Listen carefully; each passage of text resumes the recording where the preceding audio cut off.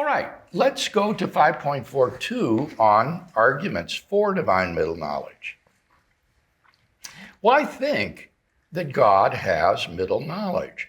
Well, basically, three lines of arguments present themselves: biblical, philosophical, and theological. 5.421, biblical arguments. Biblically speaking, as we have seen in our survey of biblical data relative to divine omniscience, it's not difficult to show that God possesses hypothetical knowledge involving subjunctive conditionals about human free choices. I think that it's plain that the God of the Bible does exhibit such counterfactual knowledge. Given God's infallibility, it will not do to construe these biblical examples as mere hunches on God's part.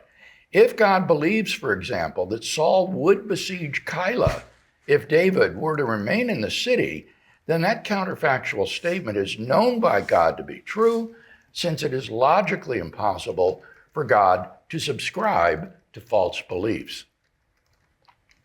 Unfortunately, this does not settle the matter of whether God has middle knowledge, for the scriptural passages show only that God possesses counterfactual knowledge. And until modern times, that has not been a matter of dispute among Christian theologians.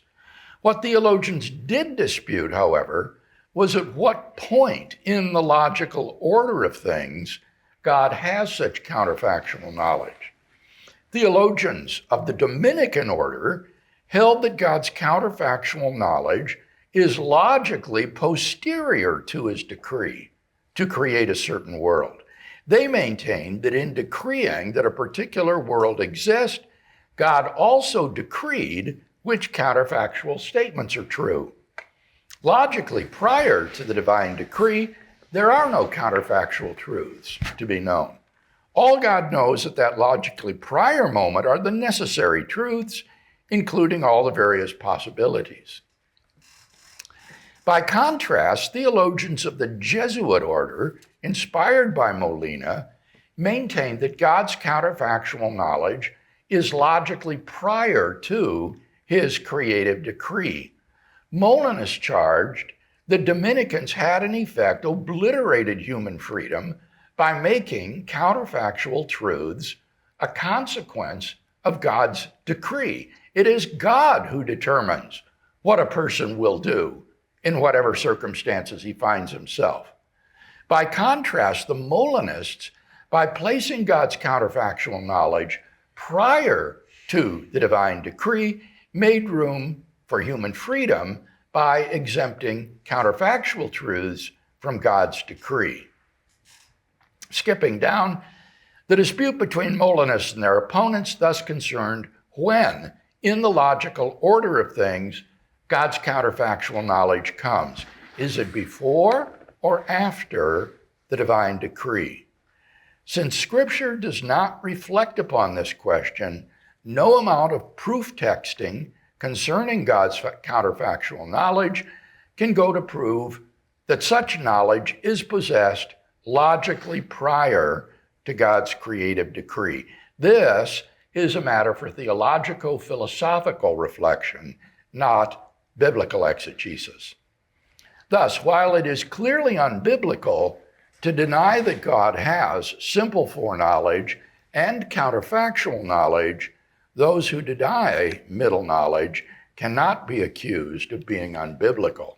5.422. Fortunately, we have good philosophical grounds for thinking that a doctrine of middle knowledge is correct. For as an omniscient being, God must know all truths. Since there are counterfactual truths, God must know these. Now, such truths are known by God either explanatorily prior to his decree to create the world, or only posterior to his creative decree. But they cannot be known only posterior to his creative decree, since in that case, it is God who decrees what choices agents shall make in whatever circumstances they find themselves, and human freedom is annihilated. Therefore, God must know counterfactuals of creaturely freedom logically prior to his creative decree, which is to say that God has middle knowledge.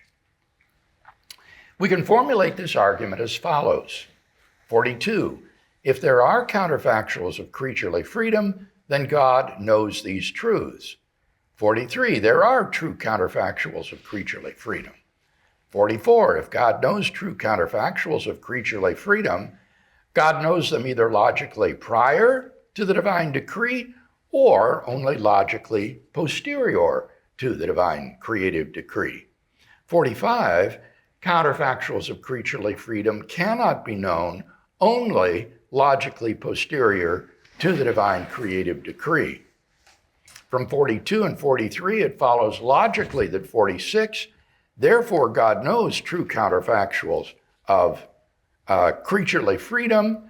And then from 43 and 47, we get 48, therefore God knows true counterfactuals of creaturely freedom logically prior to the divine creative decree, which just is the doctrine of divine middle knowledge. Let's now say a word in defense of each of the argument's four premises. The truth of 42 is required by the standard definition of omniscience, O2. O2 entails that if there are counterfactual truths, then an omniscient being must know them. Premise 43 asserts that there are true counterfactuals of creaturely freedom. This premise does not require us to believe that all counterfactuals about creatures' free acts are either true or false, but it does seem plausible that counterfactuals of the following form are either true or false, letting S be any person, A, some action, and C, any set of circumstances, including the whole history of the world up until the point of decision. If S were in C, S would freely do A. It is counterfactuals of this form which we dignify with the title Counterfactuals of Creaturely Freedom, which is Thomas Flint's nomenclature and has become standard. Now, we have every reason to think that there are true counterfactuals of creaturely freedom. In the first place, it's plausible that counterfactuals of the form CCF are true or false. For since the circumstances mentioned in the antecedent in which S finds himself are fully specified, any ambiguity that might cause us to doubt that the counterfactual has a truth value is removed. And it is plausible that in many cases, S would freely do A and C, just as the counterfactual states. Second, we ourselves often know the truth of counterfactuals about how people would act or react under particular circumstances. While we may not know such truths with certainty, we constantly make decisions and act on the basis of which counterfactuals we think are probably true. A little reflection reveals how pervasive and indispensable such counterfactual truths are to rational conduct and planning. We sometimes base our very lives upon their truth or falsity. Third, Scripture itself gives examples of true counterfactuals. Think of Paul's statement in 1 Corinthians 2:8, my favorite counterfactual of freedom in the New Testament. Paul says, none of the rulers of this age understood this, for if they had, they would not have crucified the Lord of glory. Wow, what a great counterfactual that is. If they had understood this, they would not have crucified the Lord of glory. Now, are we to think that these biblical statements are truth value gaps in Scripture or are uniformly false? The doctrine of verbal plenary inspiration precludes this. So I think, do we have great reasons to think there are such truths? Premise 44 of the argument states logically exhaustive alternatives, and so must be true. Finally, premise 45 must be true because if counterfactuals of creaturely freedom were known only after the divine decree, then it is God who determined what every creature would do in every circumstance. Augustinian Calvinist thinkers bear witness to the truth of this premise in their affirmation of compatibilist theories of creaturely freedom, according to which all our acts, though voluntary, are causally determined. They thereby testify that God's all-determining decree precludes libertarian freedom, which is the sort of freedom with which we are here concerned.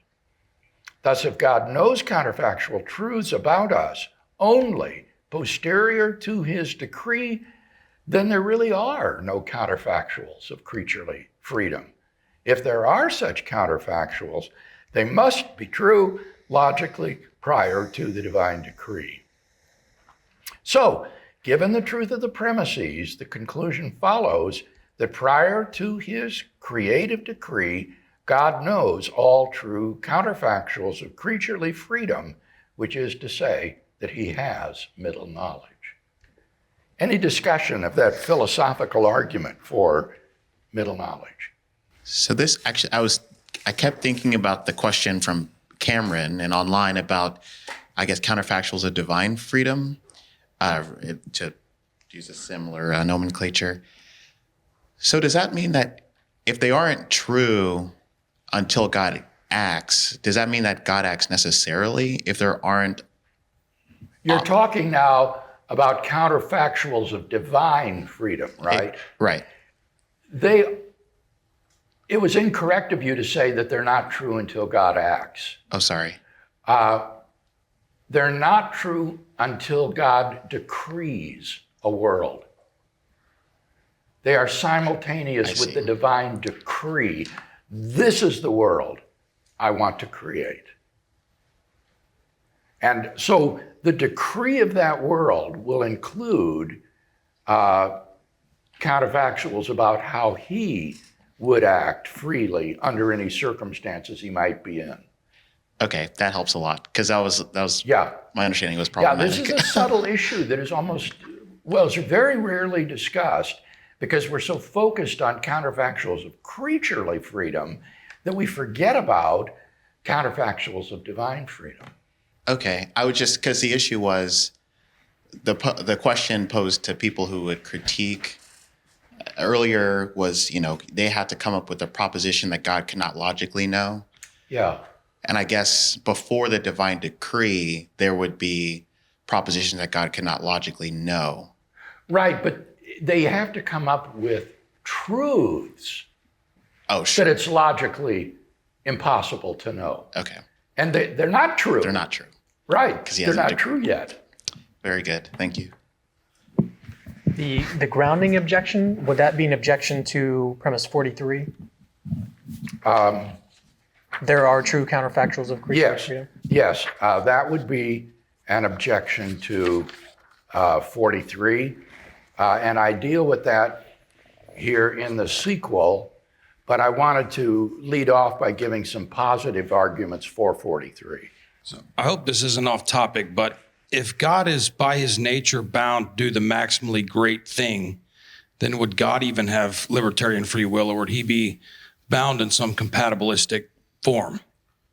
Well, now I think we're going to talk about omnipotence tomorrow, and that will be raised then, where we'll talk about how God cannot do certain things like sin, because it would be incompatible with his maximal greatness and moral perfection.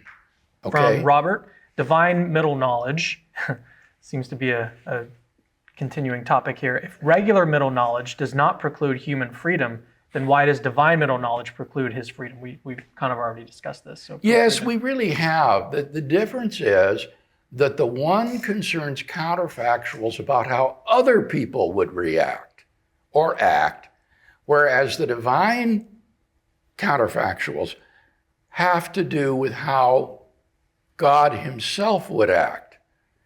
And so a person can't have middle knowledge of his own actions. It's not that God is an exception. Nobody can have middle knowledge of his own actions, because then he would have, then those truths would be independent of his will. It wouldn't be up to him what he would freely do. So that's the difference. God can have middle knowledge of how others would act in these circumstances, but he can't have middle knowledge of how he would freely act in these circumstances. Remember, middle knowledge, to be middle, it has to be logically prior to the decree. So he does have knowledge of counterfactuals of divine freedom, but only simultaneously with the decree. I was just going to clarify. Do you think that we don't have any type of, well, obviously we don't have middle knowledge in the full sense, but do you think that we do know counterfactuals of creaturely freedom? Yes, I made that point myself, is that we know lots of counterfactuals of freedom about how people would react. One of the examples I like to give is that if I were to offer my wife a plate of liver and onions and a plate of chocolate chip cookies, I know which one she would choose, as certainly as I know almost anything. So yes, we do know the truth of these counterfactuals about how other people would freely act. All right, let's say a word about 5.423, theological arguments. Perhaps the strongest arguments for the Molinist perspective are theological. Once one grasps the concept of middle knowledge, one will find it astonishing in its subtlety and power. Indeed, I should venture to say that it is one of the most fruitful theological concepts ever conceived. Elsewhere in my systematic philosophical theology, I show how it may be deployed to articulate a credible theory of plenary, verbal, confluent, biblical inspiration.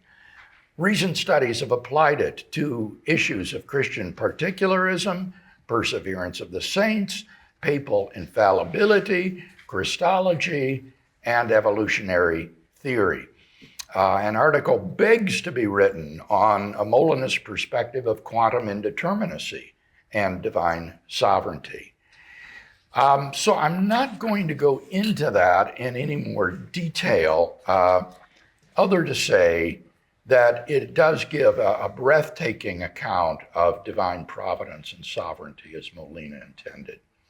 So let's go to 5.43, objections to middle knowledge. And let's look at 5.431. Are there true counterfactuals of freedom? And I point out I've already given some positive reasons for thinking that there are.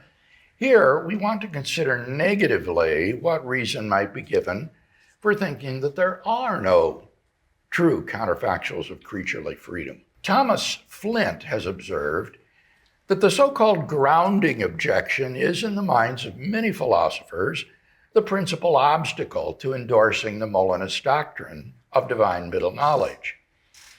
Ironically, this influential objection has scarcely ever been articulated or defended in any depth by its advocates. For behind the grounding objection lies a theory about the relationship of truth and reality, which needs to be articulated, defended, and then applied to counterfactuals of freedom if the grounding objection is to carry any probative force. The grounding objection, if it is to be successful, must, as a rebutting defeater, have more warrant than that enjoyed by the premise that there are true counterfactuals of creaturely freedom. So what is the grounding objection? It's the claim that there are no true counterfactuals concerning what creatures would freely do under certain specified circumstances. The propositions expressed by such counterfactual sentences are said either to have no truth value or to be uniformly false, since there is nothing to make these counterfactuals true. Because they are contrary to fact conditionals and are supposed to be true logically prior to God's creative decree, there is no ground of the truth of such counterfactual propositions. Thus, they cannot be known by God. So, what can be said on behalf of the grounding objection? I've said that the grounding objection seems to presuppose a particular theory about the relationship of truth and reality. The theory proposed by the grounding objection appears to be a certain construal or version of a view of truth as correspondence, which has come to be known as the theory of truth makers. A theory, I mentioned it in the discussion of divine simplicity. Historically, the Orthodox view has identified truth makers, philosophically Orthodox, not Christian Orthodox. The standard view has identified truth makers with such abstract realities as facts or states of affairs. More often than not, the fact stated as a sentence truth condition as disclosed by the disquotation principle. For example, the sentence, quote, "Snow is white," is true if and only if snow is white. Now, immediately we see the potentially misleading connotations of the term truth maker for such entities. For making sounds like a causal relation between a truth bearer and some concrete object. But truth maker theorists are quite clear that the relation is by no means causal. An entity A makes a proposition P true if and only if that A exists entails that P. The truth makers are usually conceived to be such abstract entities as facts or states of affairs underlines the point that a causal relation is not at issue here. That the relation between a truth maker and a truth bearer is not causal is especially evident if we require truth makers for negative existential statements, like Baal does not exist. According to Mulligan, Simons, and Smith, not only Wittgenstein, but indeed almost all other philosophers who have investigated the relation of making true have felt compelled in the face of the problems raised by negative propositions to adopt an ontology of truth makers as special, non-objectual entities having a complexity which is essentially logical. Obviously, a fact like Baal's non-existence, which is sufficient for the truth that Baal does not exist, is not a cause of anything. A proper understanding of truth makers then invalidates at once the crude construal of the grounding objection expressed in Robert Adams' statement of the problem, and again in Alfred Freddoso and Thomas Flint's respective formulations of the grounding objection. Let me just read Adams here. Counterfactuals of freedom are supposed to be contingent truths that are not caused to be true by God. Who or what does cause them to be true? The truth maker theorist would take it as understood that nobody actually causes counterfactuals or any other sort of proposition to be true. The demand for a cause of a proposition's being true is inept unless the anti-Molinist is presupposing some very special causal theory of truth makers, in which case he owes us an articulation of that theory and a defense not merely of its adequacy, but of its superiority to customary truth maker theories. Now, it might be said that the demand for a cause of the truth of true counterfactuals of creaturely freedom is merely a rhetorical flourish on the part of the anti-Molinist. But even if we give him the benefit of a doubt in this regard, the fact remains that the anti-Molinist still seems to be presupposing that in order to be true, counterfactuals of freedom must have truth makers that either are or imply the existence of concrete objects. Not only does he owe us some explanation and justification for restricting truth makers in this way, but such an assumption seems quite implausible. For we can think of other types of true propositions whose truth makers neither are nor imply the existence of concrete objects. Consider, for example, the following statements. No physical objects exist. Dinosaurs are extinct today. All ravens are black. Torturing a child is wrong. Napoleon lost the Battle of Waterloo. The US president in 2070 will be a woman. If a rigid rod were placed in uniform motion through the ether, it would suffer a Fitzgerald-Lorentz contraction. Statement 49 could be true and statement 50 is true, yet they preclude truth makers which are or imply the existence of the relevant concrete objects, such as dinosaurs.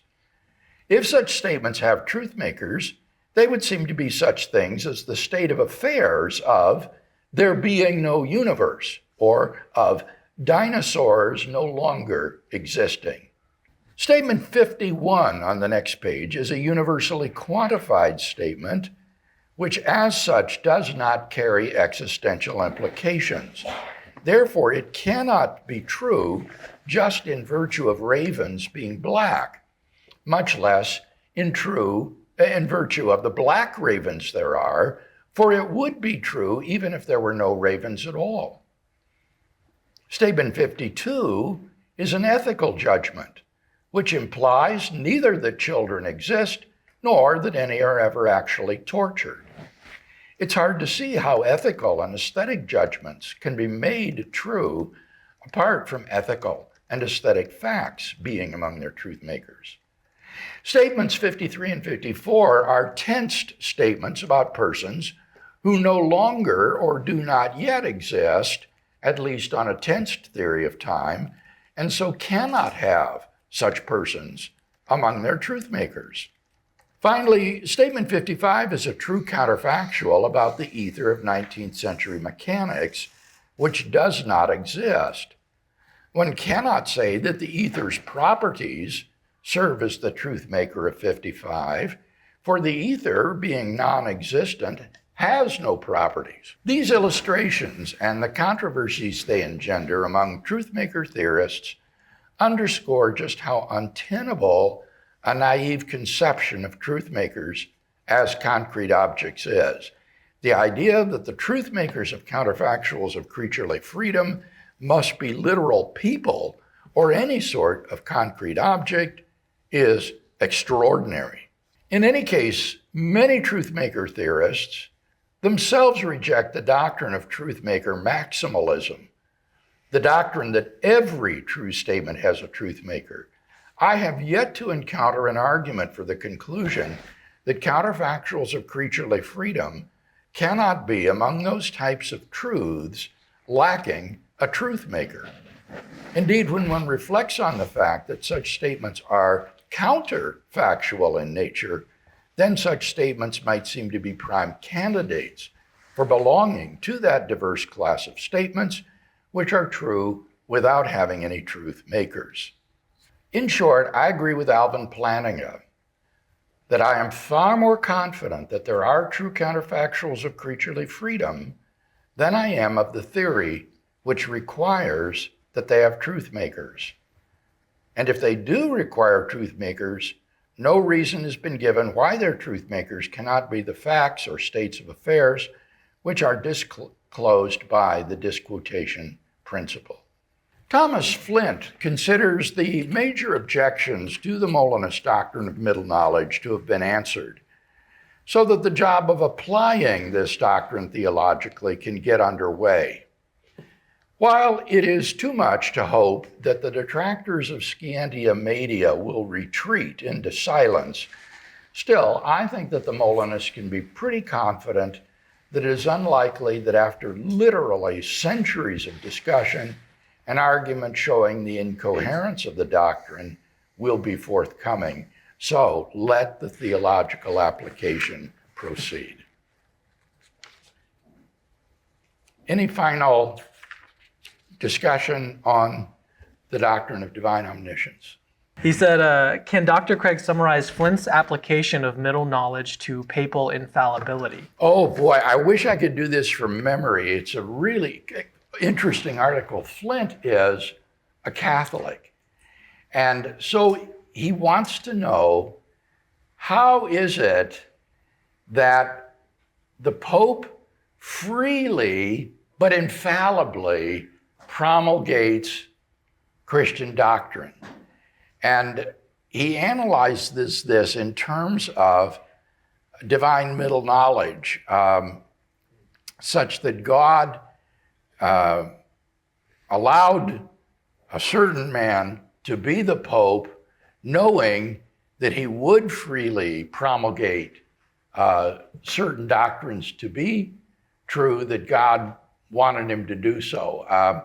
It's much more subtle and complicated than that, but that's the basic idea. And I think that the article is valuable even for those who don't believe in papal infallibility, but who do believe, say, in the infallibility of Scripture, and showing how someone like a scriptural author could freely promulgate infallibly Christian doctrine. So you'd have to look at his article. It's been years since I've read it. We do have another question that came in online from Aaron. I don't see how disquotational facts can really be truth makers in the case of CCFs, where they don't constitute an actual state of affairs or fact, something in reality to which propositions correspond. Yeah, I disagree. I don't see why. In fact, as I say in the text here, the part that I didn't read, that corresponding to true counterfactuals are what I would call counterfacts. So that what makes it true that if I were rich, I would buy a Mercedes is the fact that if I were rich, I would buy a Mercedes. And that counterfact obtains in the real world, and therefore that proposition is true. So I don't see any problem in appealing to facts as truth makers for those who like these sorts of things.